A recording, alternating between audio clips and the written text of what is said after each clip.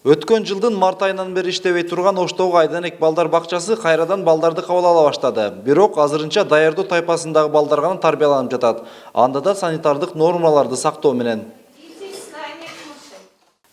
Буларды азыркы алгоритм боюнча шахматтык түрдө отургузуп атабыз, шахматтык түрдө балдарды түштөнүдө жаткырып атабыз. Азыр мына столдордо өздөрүнүн столдоруна мындай белгилерди коюп, өздөрүнүн гана столдоруна отурушат. Азыркы кырдаалга байланыштуу ар бир балада влажная салфетка бар, берки кагаз салфеткабыз бар, антисептиктерибиз бар и ажатканада кир самындар бар. Калада 44 балдар бакчасы бар, бирок 11 январдан тарта Ош шаарындагы 30дай балдар бакчасы иштеп жатат. Ал эми калган балдардын иштөөсүндө кенже жана жогорку тайпаларга да балдарды кабыл алуу жүргүзүлөт. Буюрса, ушул айдын аягына чейин бардык балдар бакчалары ачылат. Бул азыркы ачылбай турган бакчалардын бардыгынын жүйөлүү себептери бар. Алар 5 бала бакчада атайын шайлуу участок болгон, аларда дезинфекциялоочу иштиктер жүргүзүлүп жатат, ушул сыяктуу. Анан эми ушул айдын аягына барып, буюрса балдар бакчалары бардыгы алгоритмдин негизинде эрежелерди сактоо менен балдарды толук кабыл алууга даярданып жатышат. Бакчага кабыл алынуучу балдарда атайын медициналык кароодон өткөн жана ден соолугу тууралуу маалымат болушу керек.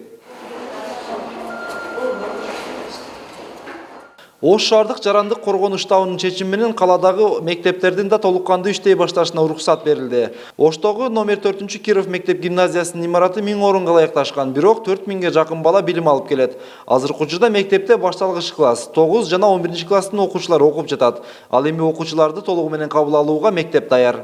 Себеби дегенде ар бир кабинеттерге дезинфекционный подушкалар коюлду, антисептиктер коюлду, туалеттерибизден өтө ысык суу менен камсыздап, мылаларды коюп, все, что требуется санитария боюнча бардыгын колдон келишинче аракет кылып атабыз. Бул тараптан мамлекет чоң жардам көрсөтүп жатат. Мисалы, биздин эле мектепке 200 литрден ашуун антисептик менен камсыз кылды. Азыр мүмкүн болушунча ошо керектүү каражаттарды алып жатабыз. Эгер уруксат болсо окуйбуз. Себеби мугалимдердин арасында дагы, окуучунун арасында да буга чейин ушу ооруп калдык деген алып түшө элек. Азыркы учурда каладагы мектептердин баарында толук кандуу окутууга даярдыктар жүрүп жатат. Бирок COVID-19 оорусунун алдын алуу жана жайылтпоо максатында санитардык нормалар сакталат. Акыркы немеге барып атабыз, ошол сес менен сүйлөштүк. Балдарды тазалап киргизип алып, мектептин өзүн карантинге айландырабыз да. Эч ким кирип чыкпайт. Окуучуларды тазалап киргизип алгандан кийин ошол жерде окуп, кадимкидей шарттуу окуп туруп, анан чыга беришет, чыгып аткан температурасын өлчөп, ата-энелерине тапшырып турат.